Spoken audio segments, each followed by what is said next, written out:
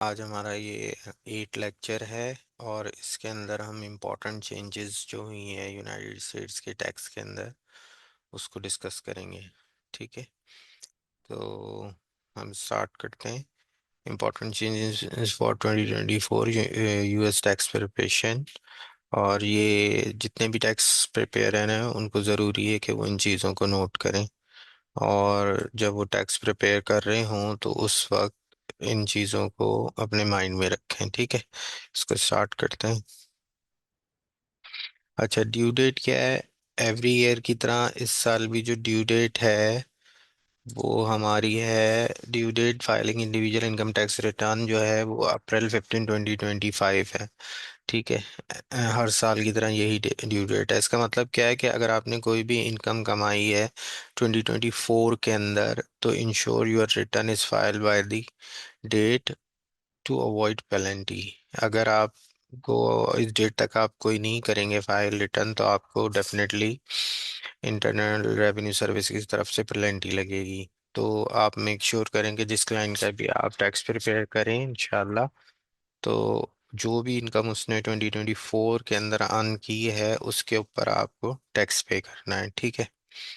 अच्छा, next slide देखते हैं। टैक्स फॉर्म चेंजेस 1040 के अंदर क्या चेंजेस आई हैं? अच्छा, 1040 के अंदर सिंपली ये चेंज आया है कि US individual income tax return include the check box एक ऐड किया है entry level in the filing status. जो हमारे 5 फाइलिंग स्टेटस होते हैं, single, married, head of household, उनमें एक स्टेटस उन्होंने ऐड किया है जिसके अंदर क्या है, tax payer allow to elect the treatment of non resident alien spouse.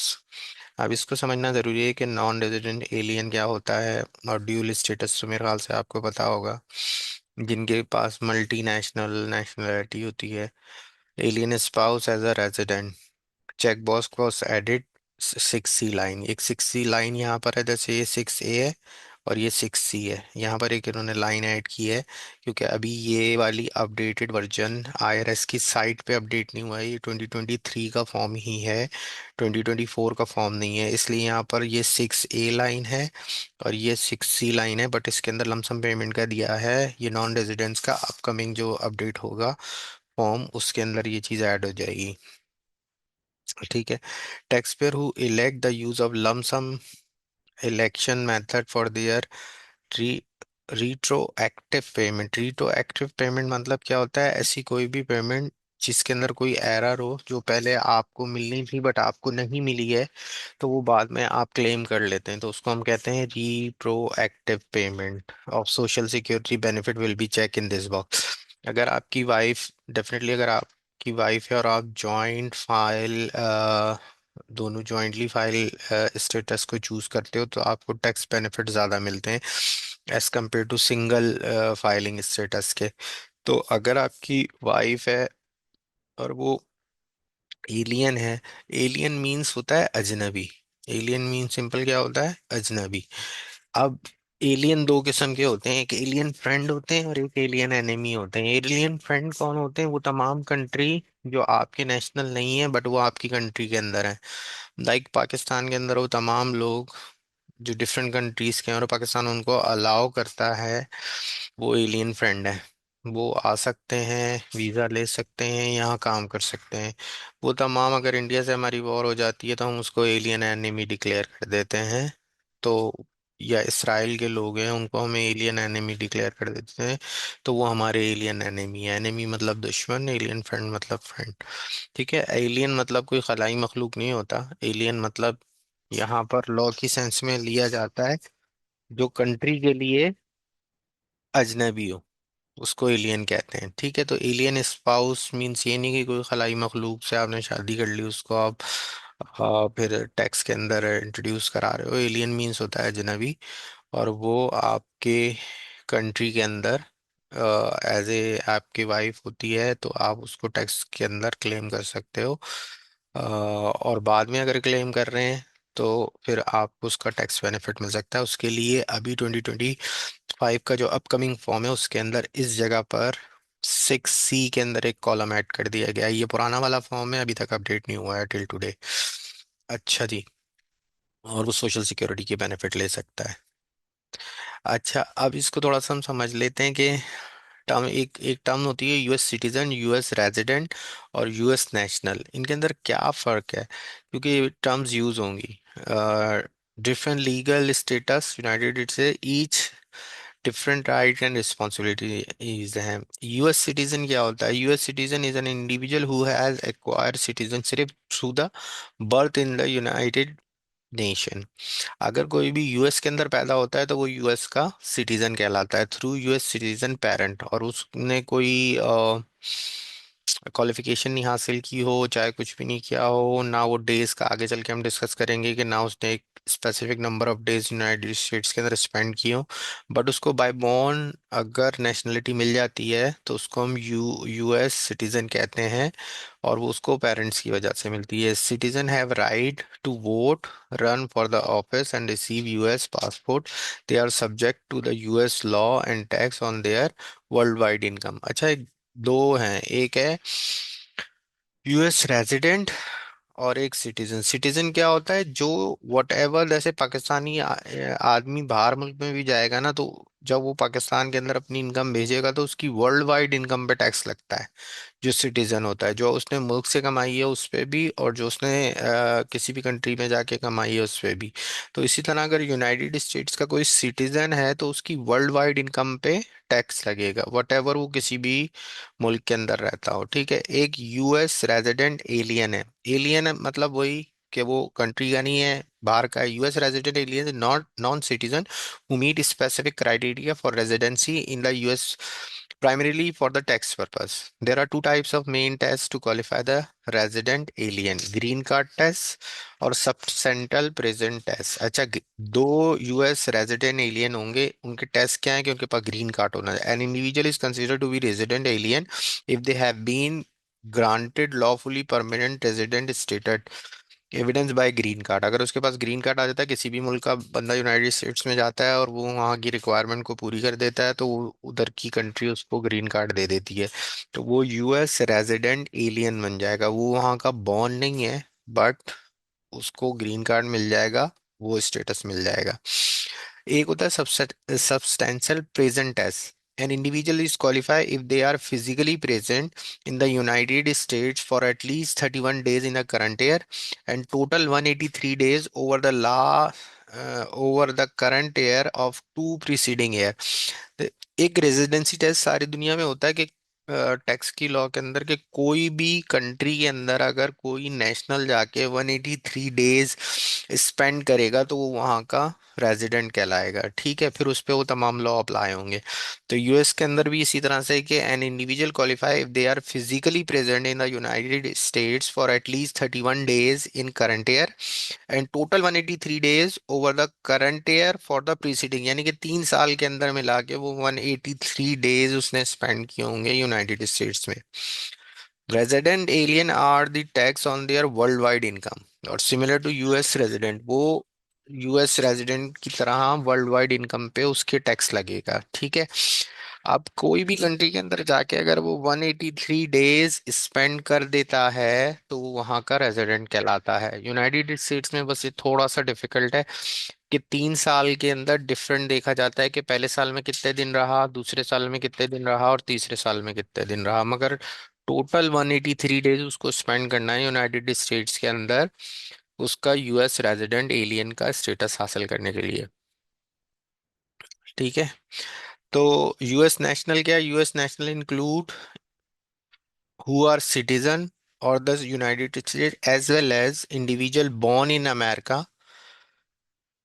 और उसकी जो डिफरेंट स्टेट है, किसी भी स्टेट में अगर वो बॉर्न होता है तो उसको एक स्टेटस मिलता है जिसको हम यूएस नेशनल कहते हैं। अच्छा, इसके राइट्स क्या होंगे? जो यूएस सिटीजन होगा उसको फुल राइट्स होंगे कि वो वोट भी डाल सकता है, टैक्स और टैक्स देगा अपने वर्ल्ड वाइड इनकम पे। जो उसने यूनाइटेड स्टेट्स में कमाई है उस पर भी टैक्स देगा, और अगर वो यूनाइटेड स्टेट्स से बाहर उसने कोई सर्विसेज प्रोवाइड की हैं तो उस पर भी टैक्स देगा। सिटीजन के लिए ये लॉ। यूएस रेजिडेंट एलियन क्या है? लिमिटेड राइट, वो वोट नहीं डाल सकता, but tax on world wide income. Vote नहीं डाल सकता जिसको ग्रीन कार्ड होल्डर है, बट वो टैक्स देगा अपनी वर्ल्ड वाइड इनकम पर। और यूएस नेशनल क्या है? लिमिटेड राइट्स है, वो भी वोट नहीं डाल सकता, टैक्स ऑब्लिगेशन उसकी depend upon the residential status. अच्छा जी, एक एक सब्सटेंशियल प्रेजेंट टेस्ट होता है जिससे हम ये बात को मेक श्योर करते हैं कि उसका रेजिडेंशियल स्टेटस क्या है। ठीक है, तो उसको हम थोड़ा सा और देख लेते हैं। एक मिनट दीजिएगा। Significant bank dual status alien. अब डुअल स्टेटस क्या है कि एक कोई भी पर्सन है यूनाइटेड स्टेट्स के अंदर, उसके पास डुअल नेशनैलिटी है। तो determine their tax residency status in United States, understanding how the tests operate in the crucial for those who have been both resident and non-resident alien with their same tax year। अगर वो same tax year में resident का status भी है और non residents का भी status है, तो उसको हम किस तरह से कैलकुलेट करेंगे। ठीक है, to qualify the residence alien under the test, individual must meet two primary criteria: physical presence. The individual must physically present in United States at least 31 days during the current year, 183 days the total number of days present in of 3 years। 3 साल के अंदर total, उसके अंदर क्या है कि पहले साल के पूरे दिन उसके काउंट होंगे, दूसरे साल के 1/3 डेज, और तीसरे साल के 1/6 डेज। लाइक कि अगर उसने हर साल उसने 120 डेज स्पेंड किए हैं पहले साल, तो वो पूरा हो जाएगा। दूसरे साल में 120 का 1/3 लेंगे, और तीसरे साल में 120 का 1/6 लेंगे, तब जाके वो 180 डेज उसके कैलकुलेट होंगे। ठीक है। अच्छा, impact on dual status alien. A dual status alien is defined as an individual who qualify the both resident and non-resident alien during the single tax year. This situation often arise for the foreign national enter in or leave in the United States, typically obtain the green card, department and residency। ठीक है, filing status उसको क्या होगा कि वो 1040 और 1040 NR दोनों के अंदर अपने टैक्स रिटर्न जमा कराएगा। और उसका टैक्सेशन का मेथड क्या हो सकता है? During the period of classify the resident dual resident are tax on their worldwide income. उसकी भी वर्ल्ड वाइड, क्योंकि उसको सिटीजन ट्रीट करेंगे तो वर्ल्ड वाइड इनकम पर उसके टैक्स लगेगा। ठीक है, और उसके ऊपर वही प्रेसिडेंट टेस्ट अप्लाई होगा कि 183 डेज उसने स्पेंड किए होंगे लास्ट 3 इयर्स में। अच्छा, लिमिटेशन क्या है? Dual tax payer can not take standard deduction but they may claim certain itemize. Standard deduction वो हासिल नहीं कर सकता, आइटमाइज डिडक्शन वो अपने स्टेटस के मुताबिक हासिल कर सकता है। They also face the rejection filing status such as do not being able to join unless married US citizen. जब तक वो किसी यूएस सिटीजन से नहीं शादी करेगा, जब तक वो जॉइंट रिटर्न फाइल नहीं कर सकता। The substantial present tense is very important. Pivotal role is to determine whether the individual is classified as a dual status alien, affecting their filing requirement and tax obligation. Understanding these is essential compliance to optimize their tax treatment when they navigating US tax law। ठीक है। अच्छा, ये तो वो हो गई। अब एक चेंज हुआ है 1040 के अंदर, न्यू वही यहाँ पर 6 के अंदर जैसे हमने बताया एक ऐड हुआ है कि उसको टिक कर देगा और लमसम अमाउंट ले लेगा। अगर उसकी वाइफ है, वो ड्यूल नेशनल है, वो वहां पर रेजिडेंसी टेस्ट प्रूफ कर देगी, तो फिर डेफिनेटली उसकी दोबारा से रीपेमेंट होगी, क्योंकि उसका जब जॉइंट फाइलिंग स्टेटस की वजह से उसको स्टैंडर्ड डिडक्शन का अमाउंट ज़्यादा मिलेगा। तो क्या कर सकते हैं आप? इस चेक बॉक्स को लगा के सोशल सिक्योरिटी बेनिफिट को क्लेम कर सकते हैं, क्योंकि पहले उसके टैक्स स्टेटस की वजह से, उसकी रेजिडेंसी स्टेटस की वजह से उसको एज ए जॉइंट फाइल नहीं किया, तो उसको हस्बैंड को टैक्स डिडक्शन कम मिला। जब उसका प्रूव हो गया कि हाँ भाई ये यूएस सिटीजन है, इसको एज ए क्लेम कर सकते हैं जॉइंट फैमिली के और जॉइंट फाइलिंग के, तो उसका डेफिनेटली जो स्टैंडर्ड डिडक्शन का अमाउंट है वो बढ़ जाएगा। तो उसको क्लेम करने के लिए इन्होंने क्या किया है? New check box allow to tax payer to treat a non residence alien spouse as a resident. Lump sum election check box of retroactive social security benefit, यानी कि उस पेमेंट को क्लेम करने के लिए if you have non resident spouse check this box to potentially lower your tax. ठीक है, इस चेक बॉक्स यहाँ लगाएंगे, नए फॉर्म में वो इंशाल्लाह एडिट हो जाएगा, यहाँ उसको चेक करेंगे और अमाउंट लगा देंगे तो आपको क्लेम मिल जाएगा। ठीक है। अच्छा, अब एक और नई चेंजेस हुई है, वो 1099 है। तो 1099 वर्सेस W2 को हम जरा समझ लें। देखें, अगर यूनाइटेड स्टेट्स के अंदर कोई परमानेंट एम्प्लॉई है, उसको वेजेस मिलते हैं, तो उसको जो एम्प्लॉयर इशू करता है टैक्स फॉर्म उसको हम कहते हैं W2। और अगर कोई, जैसे हम फ्रीलांसिंग एज ए काम कर रहे हैं, किसी का टैक्स प्रिपेयर कर रहे हैं, और as a contractor single contract के हायर करते हैं हमें, तो उसको वो इशू करते हैं 1099 फॉर्म। अक्सर लिखा हुआ होता है कि हम आपको 1099 देंगे, W2 नहीं देंगे। W2 क्या होता है? पेरोल फॉर्म होता है। Employ pay less tax, tax withhold होता है from paycheck, can deduct many expense, eligible for unemployment. तो ये सारे बेनिफिट होते हैं जो किसको होते हैं? W2 को। उसको ग्रेजुइटी मिलती है, सारी चीजें मिलती हैं। 1099 किसको मिलता है? जो कॉन्ट्रैक्टर होता है, वो पेरोल पे नहीं होता, वो कॉन्ट्रैक्ट पे मोर टैक्स पे, एस्टिमेटेड टैक्स क्वार्टरली पे करता है, डिडक्शन उसकी बिजनेस एक्सपेंस में से माइनस कर सकता है। मगर ये एक सर्टेन कॉन्ट्रैक्ट का होता है, इसको सोशल सिक्योरिटी, मेडिकेयर बेनिफिट और डिफरेंट नहीं मिलते। इसलिए ज्यादातर यूनाइटेड स्टेट्स के अंदर वो क्या कोशिश करते हैं कि वो इंडिपेंडेंट कॉन्ट्रैक्टर को हायर करें और उनको 1099 देते हैं। तो उसके लिहाज से एक चेंजेस आई हैं 2024 में। वो क्या है? शेड्यूल 1 के अंदर, now include any entry field for the amount of report 1099K। 1099K का कोई भी एरर है, कोई भी लॉस, वो सेल कर रहे हैं या कोई भी आइटम उन्होंने सेल किया है, उसके अंदर कोई भी एरर है, तो उसको दोबारा से क्लेम करने के लिए 1099K शेड्यूल 1 के अंदर तो उसको ऐड कर सकते हैं। ये चेंज आई है। If you sold the personal item and reported them incorrectly, you can adjust this on schedule 1। ठीक है। तो पहले तो आपको ये पता होना चाहिए कि 1099 फॉर्म क्या होता है। 1099 फॉर्म वो होता है जो हम जैसे फ्रीलांसर्स को दिया जाता है, जिनको सोशल सिक्योरिटी वगैरह अदर बेनिफिट नहीं मिलते, जैसे एक परमानेंट एम्प्लॉय को पाकिस्तान में मिलते हैं। ये समझ लें कि थर्ड पार्टी कॉन्ट्रैक्ट जैसे पाकिस्तान के अंदर लोगों को हायर करते हैं, उनको सिर्फ पे देते हैं और कुछ नहीं देते। इस तरह से यूनाइटेड स्टेट्स के अंदर जो परमानेंट एम्प्लॉय होते हैं, यहाँ पर हम उनको पेरोल पे होते हैं, उनको सारे बेनिफिट होते हैं। ग्रेजुटी होती है, उनकी एनुअल लीव्स होती हैं, ये तमाम चीज़ें होती हैं। तो उनको W2 इशू होता है यूनाइटेड स्टेट्स में, जो परमानेंट एम्प्लॉयज होते हैं और एम्प्लॉयर देता है। और जो हमारे यहाँ थर्ड पार्टी कॉन्ट्रैक्ट पे होते हैं, जिनको कुछ भी नहीं दिया जाता, जिनको सिर्फ सैलरी दी जाती है, तो उनके लिए यूनाइटेड स्टेट्स में 1099 फॉर्म यूज होते हैं। वो डिफरेंट टाइप के होते हैं, वो इनकम को रिपोर्ट करने के लिए होते हैं। तो उसके अंदर ये चेंजिंग आई है कि अगर आपको रिपोर्टिंग इनकम, आपने कोई आइटम सेल किया है, उसकी इनकम आपको मिल रही है, तो वो 1099 फॉर्म के शेड्यूल के अंदर जाकर आप क्लेम कर सकते हैं। ठीक है। अच्छा, W2 के अंदर एक अपडेट हुई है, new box 12, medicare waiver payment exclude from the income.